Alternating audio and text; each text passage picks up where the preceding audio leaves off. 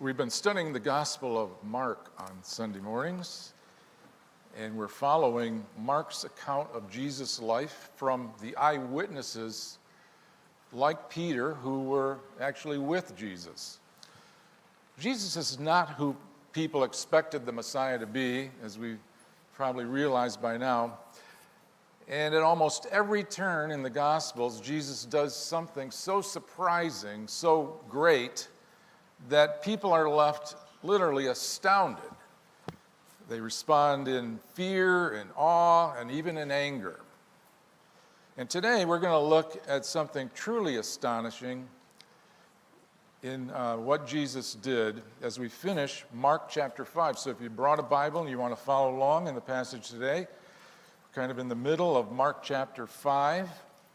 I'll begin in verse 21 through the rest of the chapter today.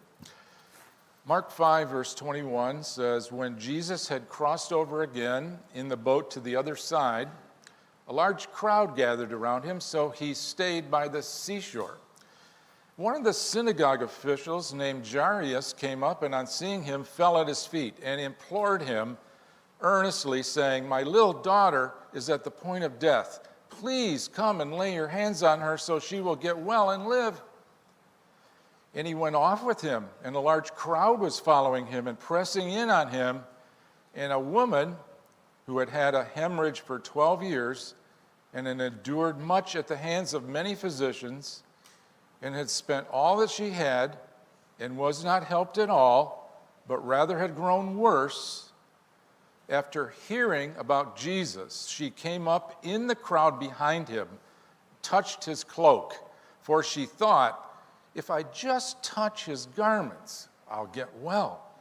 Immediately, the flow of her blood was dried up, and she felt in her body that she was healed of her affliction. And immediately, Jesus, perceiving in himself the power proceeding from him had gone out, turned around in the crowd and said, 'Who touched my garments?' And his disciples said to him, 'You see the crowds pressing in on him, and you say, "Who touched me?" And he looked around to see the woman who had done this, but the woman, fearing and trembling, aware of what had happened to her, came, fell down before him, and told him the whole truth. And he said to her, 'Daughter, your faith has made you well. Go in peace and be healed of your affliction.' While he was still speaking, they came from the house of the synagogue official, saying, 'Your daughter has died. Why trouble the teacher anymore?' But Jesus, overhearing what was being spoken, said to the synagogue official, 'Do not be afraid any longer. Only believe.' And he allowed no one to accompany him except Peter, James, and John, the brother of James. And they came to the house of the synagogue official, and he saw a commotion and people loudly weeping and wailing. And he entered in and said to them, 'Why make a commotion and weep? The child has not died, but is asleep.' Well, they began laughing at him, but putting them all out, he took along the child's father and mother and his own companions and entered the room where the child was. Taking the child by the hand, he said to her, 'Talitha cum,' which translated means, 'Little girl, I say to you, arise.' Immediately, the girl got up and began to walk, for she was 12 years old. And immediately, they were completely astounded. And he gave them strict orders that no one should know about this. And he said that something should be given to her to eat." Wow. This passage in Mark is about two healings. I'm doing them together because they are woven together in the passage. And the two people that Jesus helped here are opposites in every way. One is a man, the other is a woman. One has a name, the other is not named. One is wealthy, the other's poor. One is a synagogue ruler, the other isn't even allowed to come in and worship. One is highly respected in the community, the other lives in shame. One is at the top of the socioeconomic ladder in the community. The other is at the bottom. One publicly asks for Jesus' help, and the other seeks his help incognito. Opposites. While these two people are completely different, they both have two things in common. They are both in desperate need, and they both believe that Jesus can help them. And Jesus meets both of them in this passage in opposite, unexpected, and very surprising ways. One interesting thing about this account is how it does alternate back and forth between Jairus and the woman, and how both of their stories show us the importance of one thing: our faith in Jesus. That's the focus of this passage. We'll look at the passage unfold in three parts. First, we'll talk about the delays of Jesus, then the power of Jesus, and then I'll finish with some lessons we learn from Jesus here. The first surprise is learning that Jesus is not in a hurry to help us in our emergencies. Let that sink in. In other words, what's happening, first of all, here is our faith in Jesus will be tested by the delays of Jesus, as Jairus is about to discover. Jairus is the ruler of the synagogue in the community, or one of them, and is in desperate need for Jesus' help. Jairus is not a priest, he's not a rabbi, he's a caretaker, an administrator in the synagogue. He's appointed by the elders to take care of the facility and make arrangements for the services. That's the function of a synagogue official. And as a ruler of the synagogue, he would be wealthy and a prominent member of the community. The mention of his name also suggests he probably personally knew Jesus or the disciples. Now, the text begins when Jesus got back from the other side. He was over in the Decapolis, and he cast out the demons, remember last week, from the demon-possessed man. Now he's back in the shore sea of Galilee, back in Galilee. A multitude start gathering. He has to stay on the shore. He couldn't even make progress. And that's when Jairus made his way, ran up to Jesus, fell at his feet, and literally begged him to help his little daughter who was sick and about to die. So Jesus agreed and went off with him to help his sick daughter. But as they're on their way, their journey was suddenly interrupted. A nameless woman who had been hemorrhaging for 12 years heard about Jesus, made her way through the crowd, secretly came up behind him, touched his cloak, which was the outer garment. The text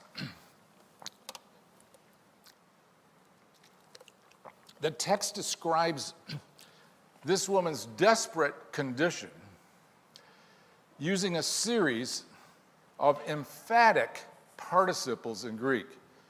Now, to give you a sense of what it reads like, I want just you to listen to the mounting participles of this describing this woman. It's striking. The woman, being with the flow of blood for 12 years, having suffered much from many physicians, having exhausted all her money, having benefited nothing, having gotten worse, having heard about Jesus, having come up behind Jesus, she touched his cloak. One reason she's coming up to Jesus secretly is because being in public in her condition and touching Jesus, a rabbi, were huge, major violations of the Torah law that would have been incurred severe penalties, even death, if she was caught. She was not allowed in her condition to come to worship or touch anything. Anybody she touched was immediately made unclean, or anybody that touched her. That meant they couldn't come to worship till sacrifices were offered and so on. Now, When the woman touched Jesus, the word immediately is repeated twice. First, she was immediately healed. Second, Jesus immediately knew that within himself, that power had gone out from him and someone had been healed. So, as a result, Jesus abruptly stops and asked, "Who touched my garment? Who was healed?" Now, as I read, the disciples are incredulous that Jesus stopped. You got to think about this. When Jairus' daughter is dying and needs help ASAP, now, run, get there. The disciples are like, "What are you doing?" All kinds of people were crowding and pressing Jesus, and Jesus wants to know who touched his garment.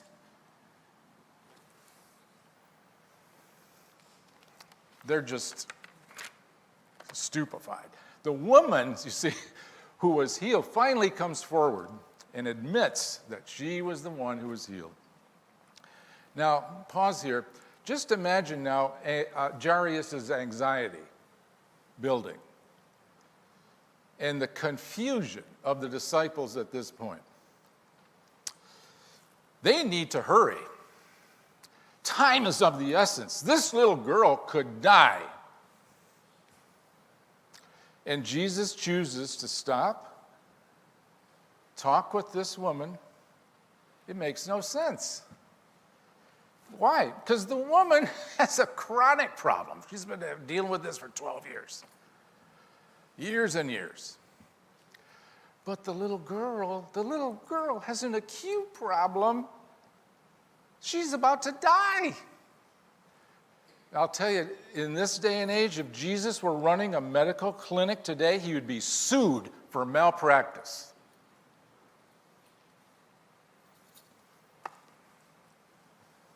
Jesus stopped.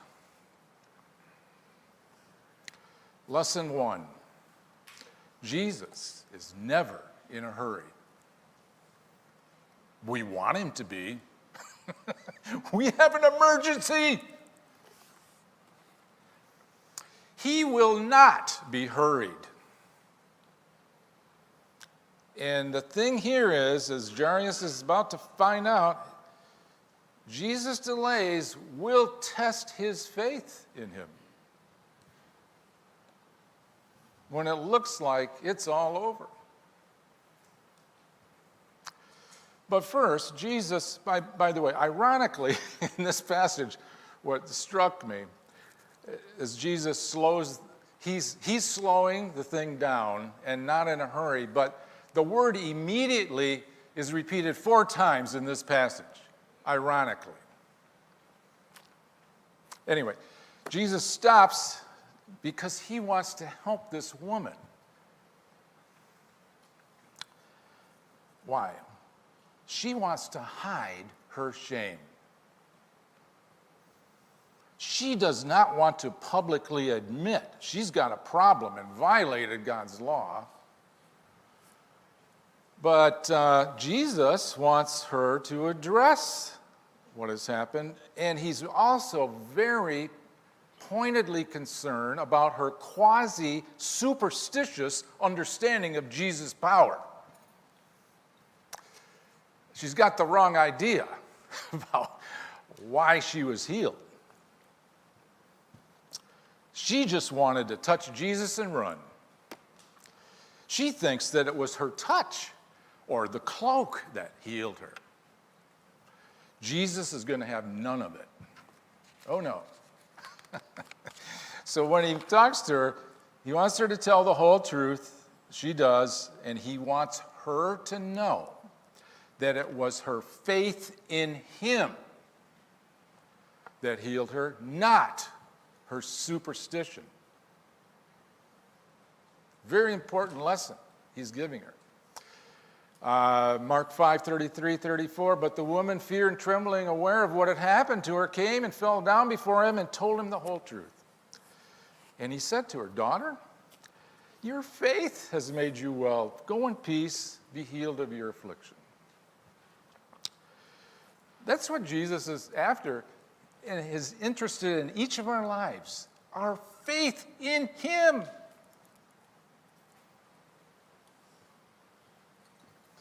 So he takes the time to help the woman understand faith in him and takes a quasi-superstitious believer and makes her a disciple.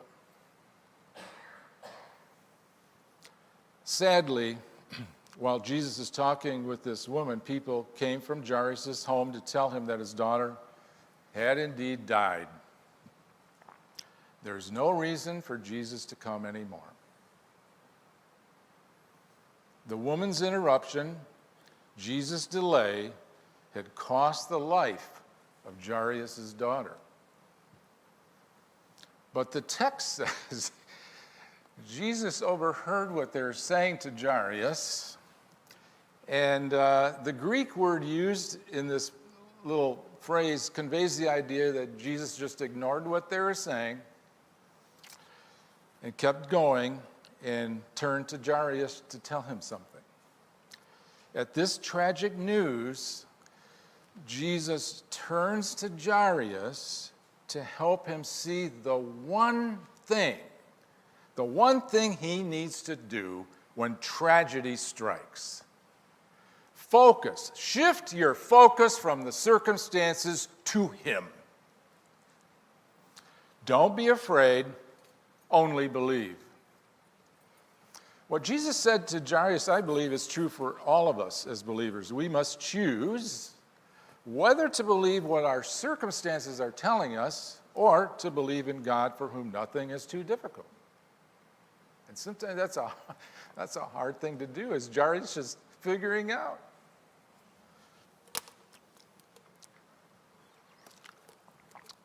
So the scene is shifting now back to Jairus, from the woman's faith in Jesus to Jairus' faith in Jesus.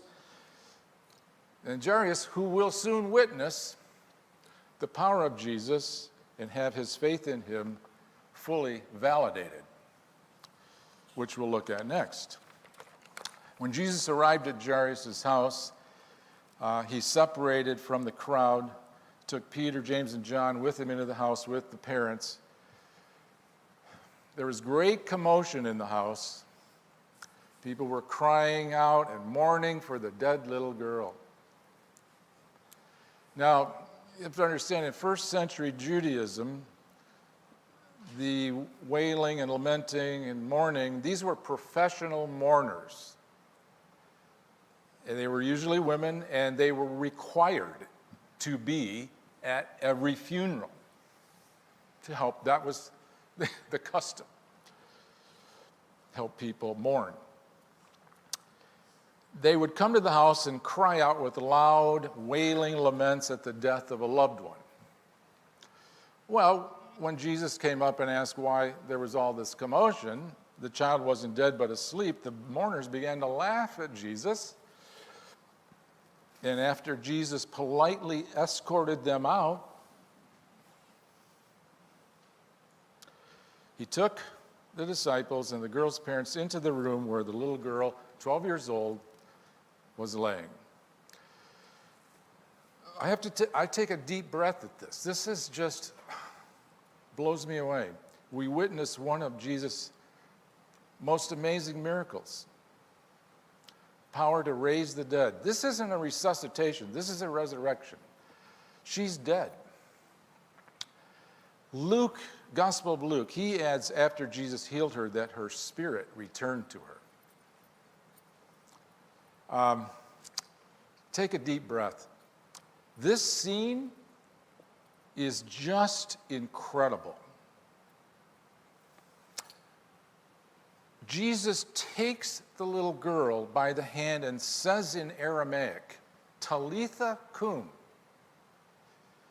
What I love about this is Mark keeps it in Aramaic. Most everything else is in Greek. he keeps it in Aramaic. Why? He's going to retain the exact words Jesus said and then translate them. Here's what he said, 2 words. Note the power.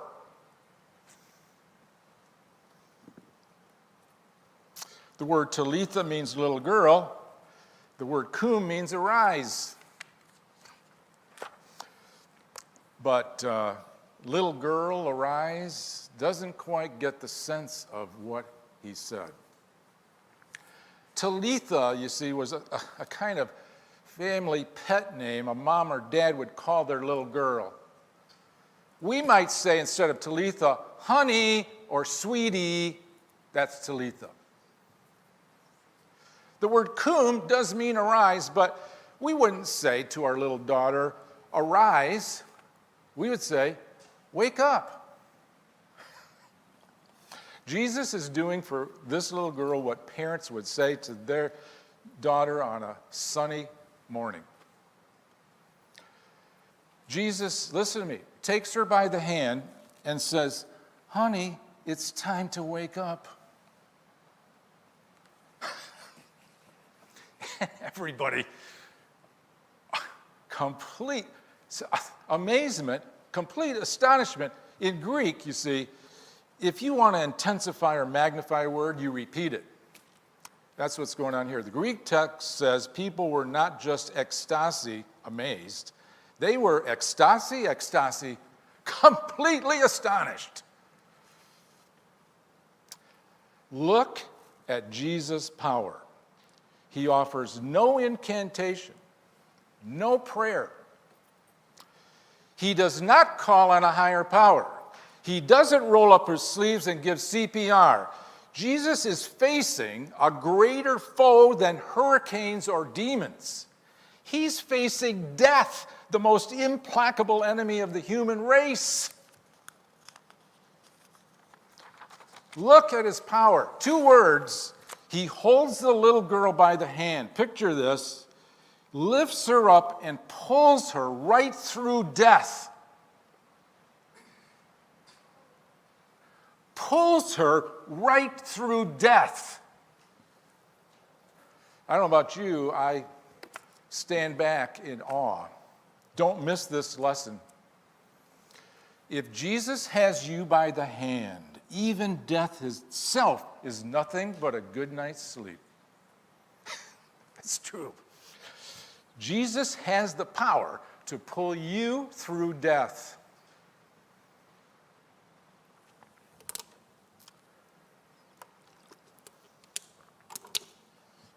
The first lesson we learn from all this is that when Jesus delays helping us, in what we would consider an emergency even,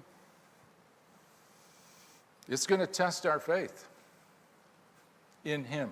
Not faith in general, a generic faith. Faith in him, who he is. God doesn't always intervene. I don't know, maybe I'm the only one that's experienced this, but I've found God doesn't always intervene and act when we want him to. Maybe I'm the only one. And he's not in a hurry. He will not be hurried by our emergencies, but listen to me, the scriptures declare his timing is perfect. He isn't saying to Jairus, I won't be hurried, but I love you anyway. He's not saying that. He's saying more, I won't be hurried because I love you. I know what I'm doing. And he knows exactly what we need and when we need it. In other words, again, his delays will test our faith in him. And the sad part is, if we continue insisting, imposing our sense of timing or our will on Jesus, you know what the result of that is? We will never feel loved by him.